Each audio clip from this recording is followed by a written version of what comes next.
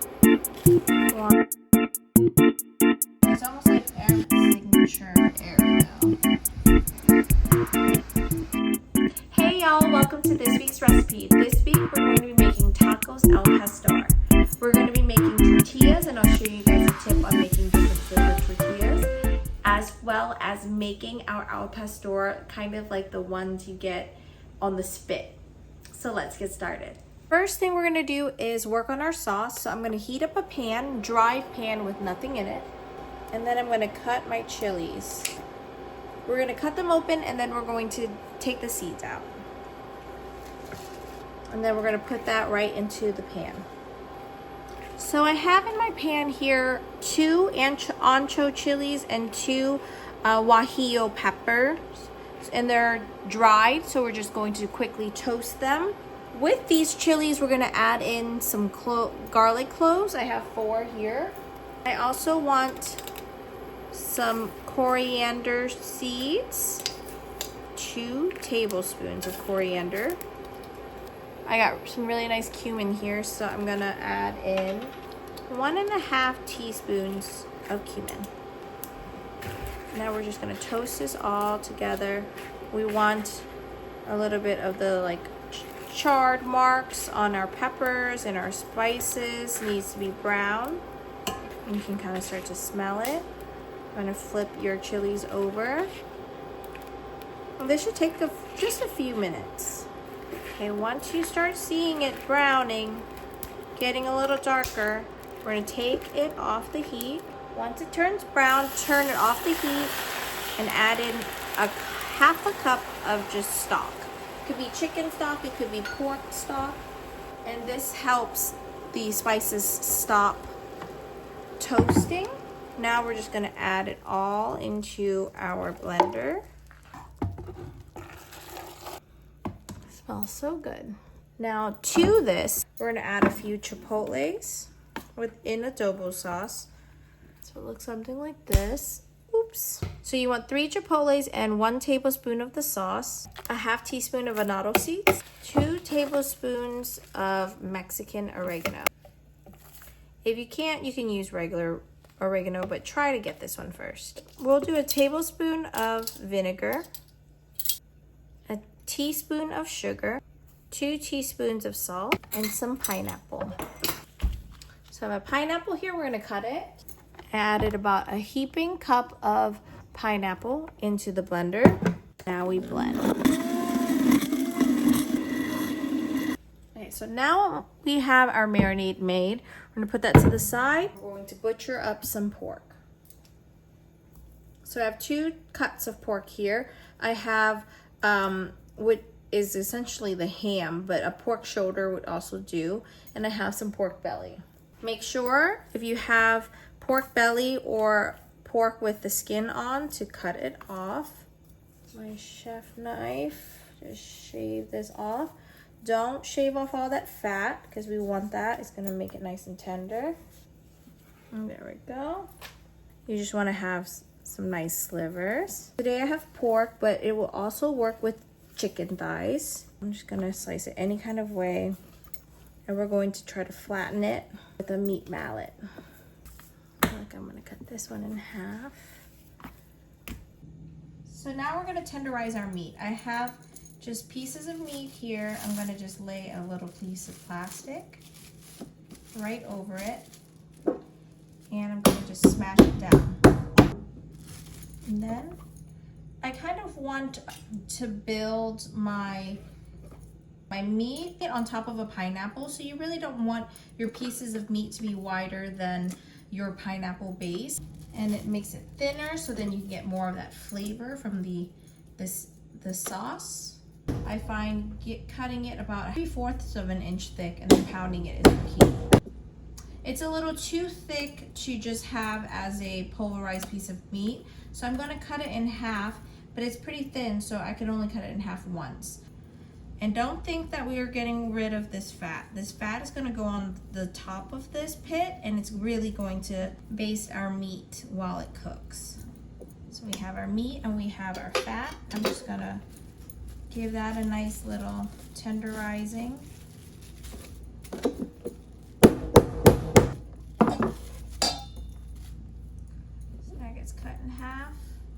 So we have about 1.5 pounds of meat. So now that we have our meat pretty much pulverized and we have our marinade, we're just going to pour all of it. I like to season things aggressively. You could probably marinate about 2 pounds at least with this. We're basically going to massage it all over that pork. But you want to make sure you get it into every single crevice of the meat. Now the pineapple in this is going to help tenderize the meat, flavor it. You want to leave this at room temperature for about 30 minutes before you cook it. So I have my oven preheated at 500 degrees. I want it to be very hot. And now we're going to skewer our meat onto our pineapple base. And I got some, I guess you could use this for corn on the cob. So there's a picture of corn here, but it says apple sticks. So I'm really confused and I'm gonna use it for meat. We're going to skewer it.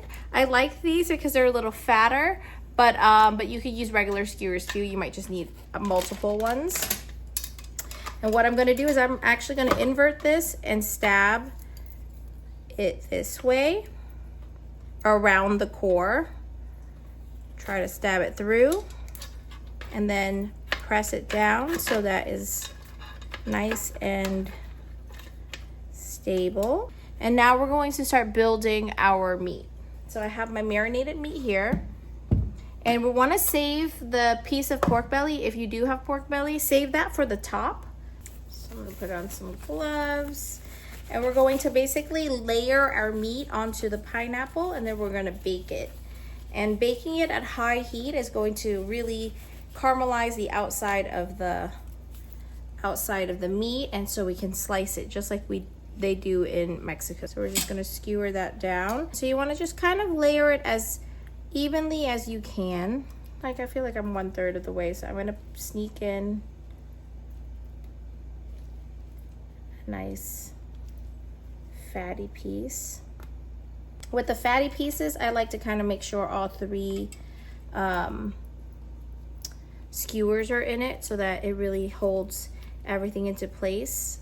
I have this piece of belly that I could kind of skewer to lock it all in. So you always want the last few pieces to be all 3 skewers, so then it does not move. Now we're gonna add a little bit of pineapple. I have my pineapple. Just gonna give it a cut. Maybe 1.5 inches thickness. And then we're just going to stab that right on top. And this is gonna give it that signature pineapple look. And so this is what our meat looks like. And now I'm gonna put it into the oven, and we're gonna just slowly roast it. It's gonna kind of cook in layers. So if you're serving this, you could of course wrap it in foil and bake it all the way through so it's cooked all the way through. That will probably take like 1.5 hours to 2 hours, and then slice it and char it onto a skillet. What I'm gonna do today is basically roast it, and it's gonna roast from the outside, and I'm gonna periodically put it back into the oven so that it continues to cook and it slowly cooks as it chars. Now to start our tortillas today, I'm gonna be making original tortillas, and I'm gonna make a beet one. So here I have a beet, I guess, root. I didn't really peel it. I just took the top off, and then I took the little stringy bottom part off. So now I'm gonna put it into 2 cups of water, and then I'm just gonna blend it. So I blended it, and the beet is still whole. So you're gonna cut your beets into some chunks like this. I'm just gonna throw in the rest of the water that I had earlier. And now we're gonna blend it again. Or you could juice it too if you want a way more concentrated flavor. And then we're going to strain it. And you're gonna get this crazy dark magenta color. Press down on any of the extra juice. So we have here our beet liquid. I'm gonna reserve that to the side. So now for our tortillas, I have here our beet water, some salt, and some masa harina. This is what you need to make your tortillas. And of course you could also just buy tortillas if you want. So for this, we want to have 1.75 cups of masa harina. I'm gonna add a 1/2 teaspoon of diamond crystal salt. And then I'm just gonna mix this. I'm gonna add about 1 cup and 2 tablespoons of this juice. 1, 2. Then we're gonna mix it around. I like to mix it with the spoon initially because it is red, and so I don't want my hands to get so red. So I like to let it mix up, and it really sucks that up fast. You're gonna knead it into a dough until it's one nice consistent dough. And of course, you might want to do this just in your bowl so you don't get the color everywhere. But now we're just gonna let this sit for about 10 minutes. Okay. Now the magenta one feels a little dry. We'll add just a touch of water. And it just all depends on, you know, how fresh your masa harina is, how thirsty it may be. Okay. Again, you just want to knead it until it is not super, super crumbly.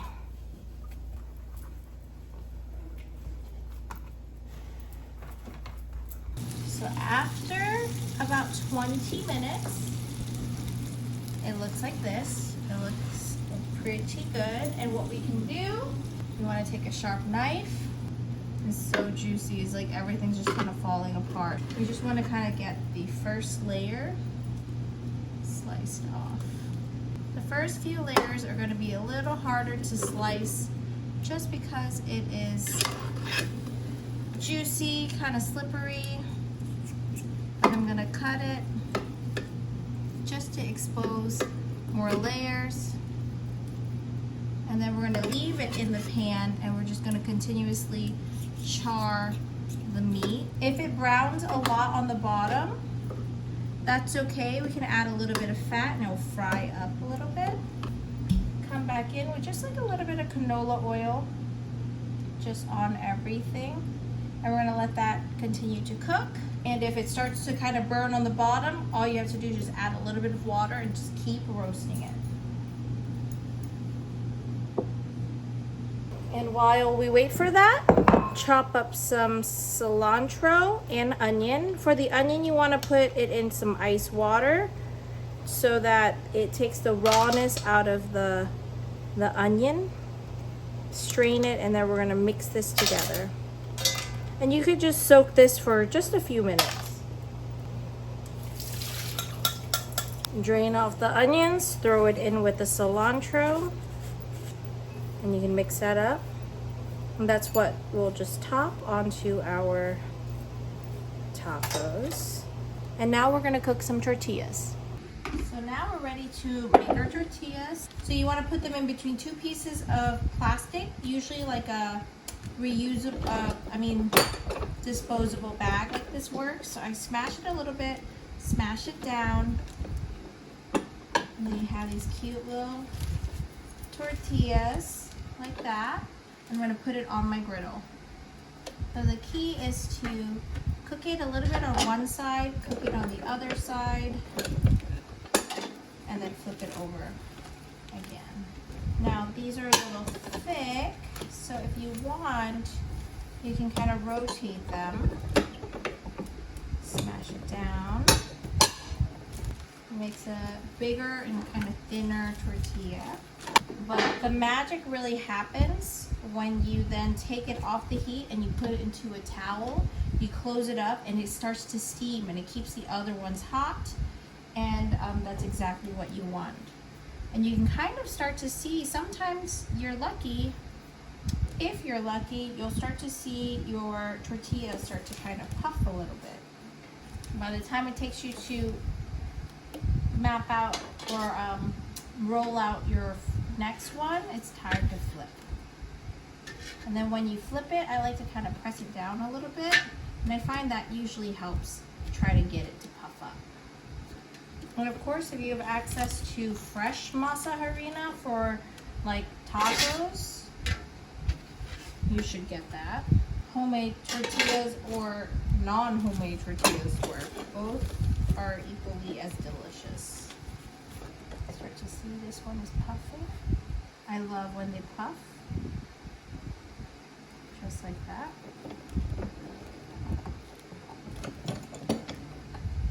Sometimes you have to kind of flip them a few times before they even get to puff. Just make sure they're not drying out. And once they puff, put them in the towel. That means they're done. Now I'm gonna work on my beet one. I think I like beet ones for like mushroom or something that's very green filling, like squash, because they sort of complement a vegetable more than like a meat. So it's been about an hour, and you can see how much caramelization this pork has. I ended up adding some water to the bottom so that it wouldn't burn. Let's see here. There we go. That's exactly what you want.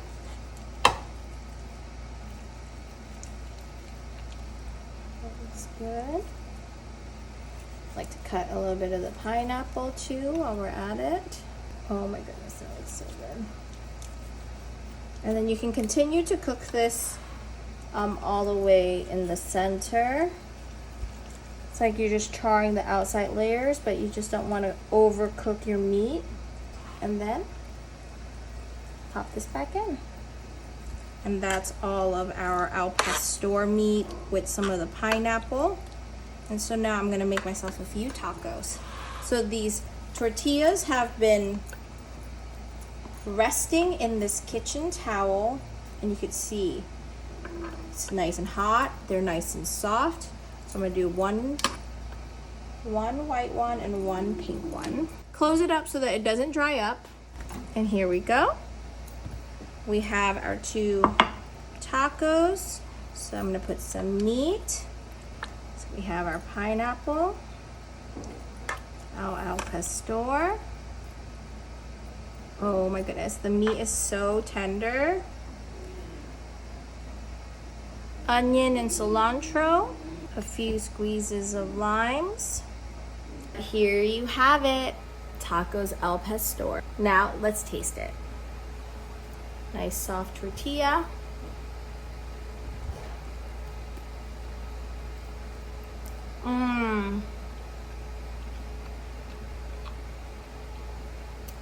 It's perfect. So good. I hope you guys enjoyed this recipe. I'll see y'all next week. Bye.